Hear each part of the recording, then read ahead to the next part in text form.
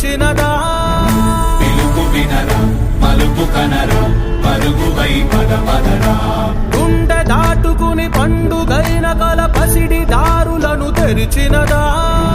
రుణము తీర్చే తరుణమిదిరా కిరణమై పద పదరా ఓ ఏమి వదిలి అటు కదులుతోందమది మాటకైన మరి తలచినదా మనిషితనమే నిజముతనమై పరులకై పద పదరా